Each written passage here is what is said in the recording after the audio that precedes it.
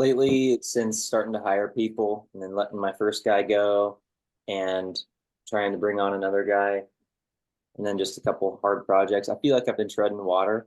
And so all the action steps that I've been wanting to take, like getting my Monday.com in line, leaning more into my community spotlights and just all the stuff on the steps. I'm wondering, so I feel like my number one thing that I really want to focus on in order to be able to make the other things happen is trying to get a good team so I can get out of the field. Would you say that there's something else that I should focus on first? If I don't know, because I'm struggling with how to know when my guys are ready for me to be out. Because I'm fine getting out with just two guys and then really living on less Hmm. just to be able to have, I don't know, there's so many things I need to do and I'm freaking rolling walls still. And it's like, I need to get out of here. It's good What would you points. guys say? I don't know. So the question is, I heard a lot there. Yeah. What specific question do you have? My specific question would be, yeah, we'll just dial into what are some key markers to know when your guys are ready for you to not be there anymore? Yeah. What you do is you start withdrawing yourself an hour a day, then 2 hours a day, then half day. And also, when you do this, just remember they're going to make mistakes. It's part of learning. It's Yeah. okay. We forget how many mistakes we made, especially when we become proficient in something, and especially after we master something. We forget all the mistakes. No, I'm wonderful. We once were not. Okay. And I would just start withdrawing yourself. And as they make mistakes, just coach them up, you know, encourage them, coach them up, and withdraw yourself an hour a day, 2 hours a day, and then half days, right? And when you do too, here's a mind shift that your employees, your team needs to understand, because there's we're the one doing all the work is initially what happens because they don't understand it first. So it's our responsibility to help them to understand. Say, listen, guys, we're getting going now. Who wants to stay busy year round? And their hands go up. Right. Rhetorical question, right? We all do. If I'm here painting every day, then I don't know that I can keep us going full time year round. I could probably keep me going full time year round, but I want to keep you guys going full time year round. So my job really is I should be out there networking, marketing, sales to keep all of us going full time. Does that make sense? Yeah. Once they get it, they're going to start saying, "What are you doing here, Isaac? Get out there, go to network, go find us some more jobs. Get off. What are you doing here, man?" Once they really get it, they will kindly but sincerely say, "What are you doing here? Go find us some more work." And so just make sure you have that conversation with them too to help them to understand the shift of you not being there. But to circle back to your question, withdraw yourself an hour a day, 2 hours a day, half days. Be ready for them to make mistakes. Coach them through it. Okay. And then you'll be able to wean yourself out. The other side of this is the conversation with the customer. All Yeah. right. Because they're going to say they're used to, or they heard the referrals like, Isaac, you going to be on the job? And you can answer it a couple different ways. And one of them is not, but however, the guys that I have on here are, if you have craftsmen that are better than you get to a point to restart hiring craftsmen that are better than you.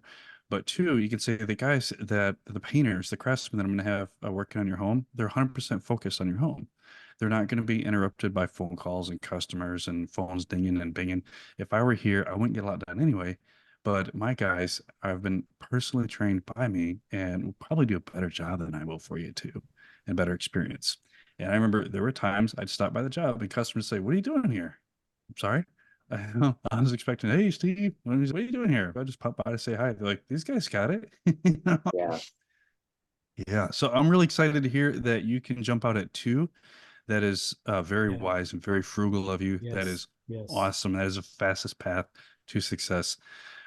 Sounds like you're not driving a brand new Escalade, which is smart, right? And yeah, the sooner you can get out, the faster you can double your business, hands down. Yeah. I'm very Dave Ramsey focused, and we're like a month away from, for the second time, being debt free. And we've Mhm. whittled down our expenses to like nearly nothing. And so it's okay. I don't have a lot of overhead, but I need Mhm. to get out of the field to focus on this other stuff. That's my number one. Yes, I remember when April and I went through the season, it was chicken and rice every night, chicken and rice. Full circle. I now eat chicken and rice for I health was reasons. gonna say, isn't that what you're saying? But for then, it was economical reasons to get out of the field and build his business as fast as Yeah, possible. So, right on, awesome. Isaac. Any Thank other you. thoughts for Isaac? Absolutely. Yeah. Isaac, I was in the same boat off and on for a while. And basically, the way I operate is if there's anything that my guys can do, I'm not doing it. I don't touch a single thing. Well, I don't want to say a single thing, but I hardly ever am doing anything that my guys can do. I'm not swinging a brush. The only thing I'm doing is I might be spraying doors at my shop and I'm doing mud work, like texturing. The guy I hired 2 weeks ago, this guy, Lewis, he knows how to do drywall mud and skim, but he didn't do very well. So I was just showing him how to do it. My process took him twice as long to do these last two skim jobs that I could have done in less than half the time. But I let him do it because on the next job he's going to get quicker, and Yeah, that's one less thing I'm doing. And I've been talking to Steve for the last 6 months. It's all I've been doing is skim coating. I was like, I want to go work at Lowe's. This is crazy. I need to hire somebody or I'm going to quit and go work at Lowe's. And so I hired somebody to do that. So yeah. After 5 projects, now my guy is cutting in everything. I'm not there cutting you in go. anymore. Don't do it anymore. Let him do it. He's doing Yeah. better than me. So Yeah. cool. Thank you. I would say if the days that you feel like you need to be there, it sounds like what's going on in terms of having got everything worked out. But other than instead of using a roller, if you need to be there, there's still things you can do. You can bring a laptop with you. You can do a lot of stuff where you're still a presence there and making sure that everything's going smooth, but able to do a lot of work just right there at the job. Can also hand out a lot of like door hangers, even go door to door and stuff like that. Hey, we're in the neighborhood, and just be very intentional with that neighborhood that you're working on, so that you're still on the job. Technically, the guys know you're there. If it's something important, they can have you. You're still in the area. You're just literally a call away. And then I think I'm pretty risk adverse, so I'm not afraid. Like the way I would do it, the way I've done it is, if it's less than like a $4,000 job, I'm even okay with them messing it up a little bit in terms of like timeline or whatever, like just to find out, just to see if they can do it.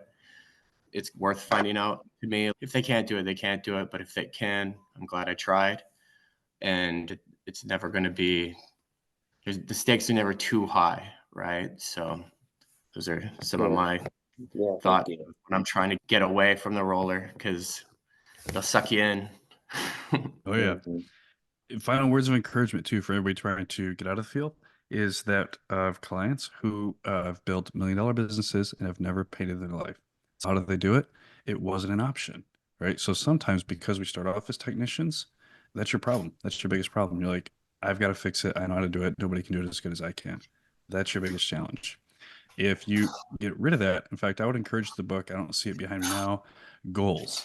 It talks about the theory of critical constraints. And if you put the critical constraint on of, I cannot go out in the field, you'll figure it out. You'll figure it out. Yep. So sometimes we used to joke around and say, listen, if you don't get out of the field, I'm going to come and break one of your legs so that you can't get out in the field. And then we'll build this I already business. broke mine. Yeah. Now, obviously but that's what happened to me. I busted my knee on a roof of a bank, and that's when the light finally went off after years of being in the field. And I went, oh my goodness, I'm not going to be able to do this forever. And I thought my knee was gone. I played a lot of basketball at the time. I was sad that I couldn't play basketball. And it took 6 months, but it finally healed. But it was during that 6-month season that I went, I've got to figure this business part out, because I can't be out here for the rest of my life. Good deal. You're doing it, Isaac. Way to be. It's exciting.